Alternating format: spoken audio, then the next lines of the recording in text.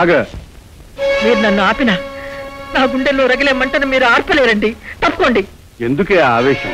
ఆవేశం కాదండి, అగ్నిపర్వతం ఒక్కసారిగా బద్దలై నన్ను దహించేస్తోంది.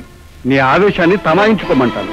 అవసరం వస్తే దానికింత విషం ఇచ్చి నేను కొంచెం పుచ్చుకొని చచ్చిపోతాం, కానీ నా కంఠంలో ప్రాణం ఉండగా ఈ పెళ్లి జరగనివ్వను. మన అంతస్తు ఎక్కడా, హోదా ఎక్కడా? ఉవ్వా, ఒక నౌకర్వతను ప్రేమిస్తుందా? ప్రేమించుకున్నారన్న వార్త విన్నందుకే నువ్వు ఇంత విలవిల్లాడిపోతున్నావే. ఒకవేళ వాళ్ళు పెళ్లి చేసుకుని వస్తే? అంత మాట మీ నోటితో అనకండి, నేను వెళ్ళాను. చూడు, నీ అరుపులతో పెడబొబ్బలతో దాన్ని భయపెట్టకు. చెప్పదలుచుకునేదో సూటిగా ముఖం మీదే చెప్పు, నచ్చ చెప్పు. అర్థమైందా? నువ్వు ఎక్కడే ఉండు, విజయం నేను తీసుకొస్తాను.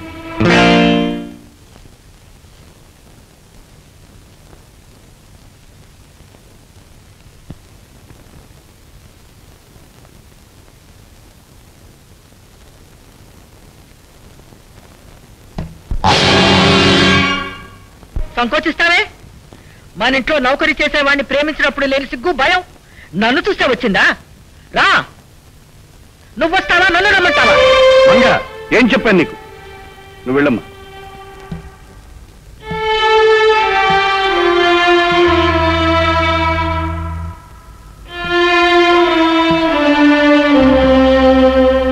రా పాపిస్తుదానా, ఆ గర్భ శ్రీమంతురాలైన నా కడుపున పుట్టి ఆ దరిద్రుణ్ణి చేసుకోవాలన్న దుర్బుద్ధి నీకు ఎలా పుట్టిందే?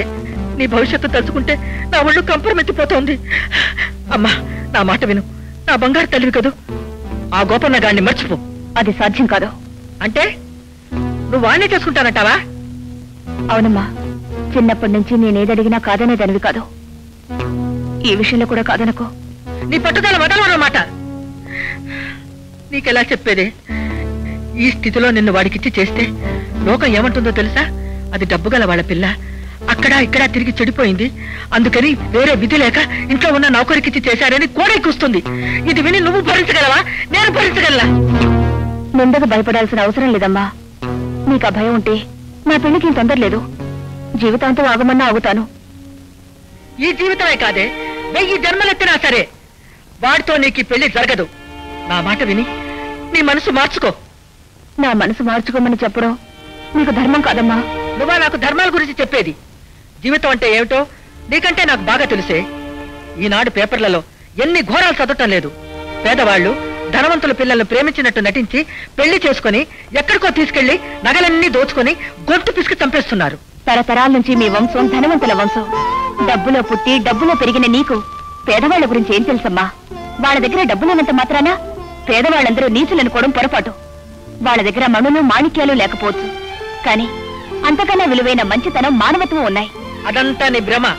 కాదమ్మా, అతను తన ప్రాణాలకు కూడా లెక్క చేయకుండా నన్ను నా శీలాన్ని కాపాడిన ఉదాత్తుడు. అటువంటి వాడిని పెళ్లి చేసుకునే అదృష్టం నాకు కలిగినందుకు నేను పొంగిపోతున్నాను. ఏమైనా సరే నువ్వు వాడిని చేసుకోవడం నాకు ఎంత మాత్రం ఇష్టం లేదు. ఆ మాట చెప్పాల్సింది నువ్వు కాదమ్మా, మరో చెప్పాలి. నేను నిన్ను పెళ్లి చేసుకోనని నా మనసులో ధ్యానించుకున్న ఆయన చెప్పాలి. చెప్తే వింటావా? ఆయన మాట నాకు వేదవాక్కు. అరే రే రే రే, ఆ మాట నువ్వు నాకు అప్పుడే చెప్పుంటే ఈ పాటికి 1000 సార్లు చెప్పించేదాన్నే. అక్కర్లేదమ్మా, ఒక్కసారి చెప్తే చాలు. చాలా. ఏమండి, ఇక్కడే ఉన్నానే. విన్నారా? విజయ్ చెప్పింది విన్నారా?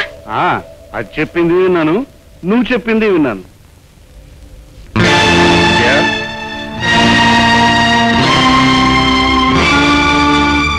వచ్చాడు. ఏదో సాధిస్తాన్నావుగా, సాధించవే. వాడి చేత ఏదో చెప్పిస్తాన్నావుగా, చెప్పించవే. చెప్పిస్తానండి, చెప్పిస్తాను.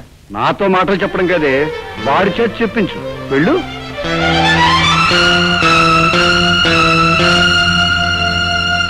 అమ్మో, గుండెలు తీసిన బంటులా ఎంత పని చేశావురా? గాద కింద పంది కుక్కలాగా నా ఇంట్లో చేరి నా కూతుర్ని వల్ల వేసుకుని నా ఆస్తిని, పరువు ప్రతిష్టల్ని కొల్లగొట్టాలనుకున్నావా?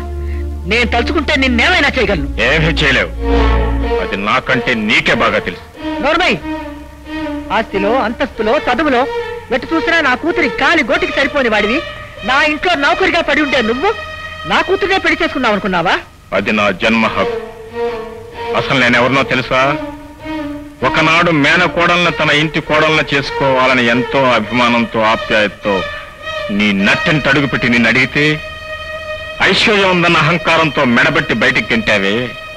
గుర్తుందా అన్నపూర్ణమ్మ? ఆ అన్నపూర్ణమ్మ కొడుకుని, నీ కూతురికి మొగుణ్ణి, నీకు అల్లుణ్ణి. నువ్వు ఆ దరిద్ర కొట్టు అన్నపూర్ణ కొడుకువా? అందుకే ఇంట్లో చేరి నన్నే మోసం చేయడానికి ప్రయత్నించావు. ఈ ఇంట్లో గాలి కూడా నా ఆజ్ఞ ప్రకారమే వీస్తుంది. నాతో విరోధాన్ని పెంచుకోకు. నీతో విరోధాన్ని పెంచుకోవడానికి అది నే వచ్చింది. నీ గర్వాన్ని అణచడానికి, నీ అతిశయాన్ని కలరాసి పారేయటానికి. నువ్వు కేవలం నీ డబ్బుతో ఏమీ సాధించలేవని నీ కనువిప్పు కలిగించడానికి. అదే నీ పొరపాటు. నేను తలుచుకుంటే ఏదైనా సాధించగలను. నా డబ్బుతో నీలాంటి బికారులను 1000 మందిని బానిసలుగా కొనగలను.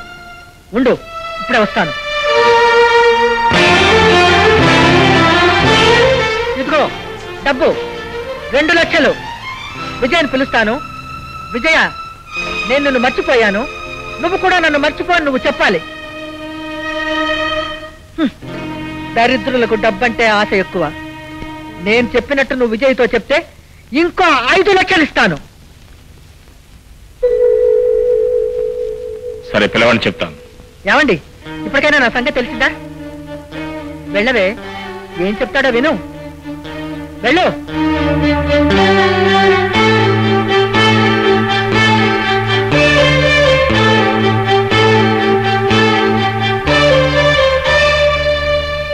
విజయ, నీ అమ్మ అంతర్యం నీకు అర్థమైందా? నీకు నాకు మధ్య ఐశ్వర్యం అనే అడ్డుగోడ కట్టాలని చూస్తుంది. ఆ అడ్డుగోడను ఛేదించుకొని నీ ఆస్తిని అంతస్తుని వదులుకుని నువ్వు కట్టుబట్టలతో నాతో రాగలిగితే నిన్ను కంటికి రెప్పలా జీవితాంతం కాపాడుకుంటాను. ఈ మాట కోసం, నీతో కలిసి ఉండే మధుర క్షణాల కోసం ఎదురు చూస్తున్నాను. ఉండండి.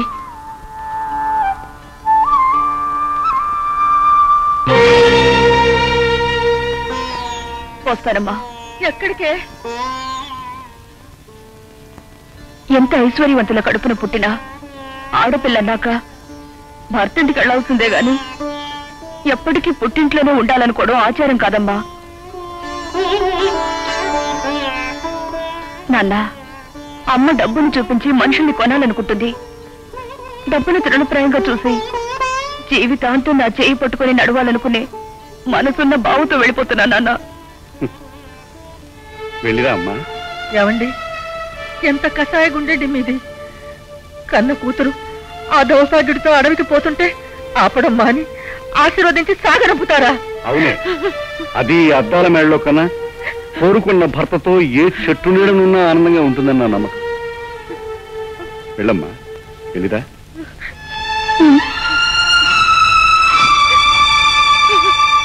విజయ, విజయ, విజయ, వాడితో వెళ్ళకమ్మా, వాడితో వెళ్ళకు. అమ్మా, వాడు నీకు ఒక పూట అన్నం కూడా పెట్టలేడమ్మా, ఒక్క చీర కూడా కొనివ్వలేడు.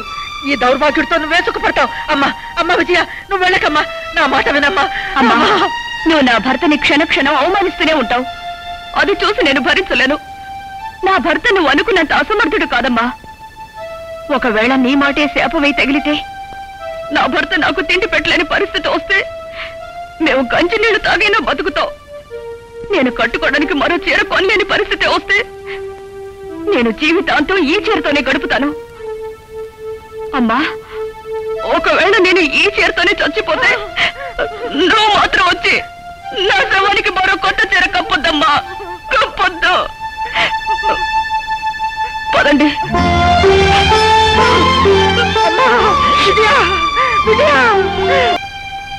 వీళ్ళంటే కక్కిని కొట్టి కాసిపడే ఆడంగిరికున్నాయాడు. మనం మగవాళ్ళం, మగశిరను వాళ్ళు.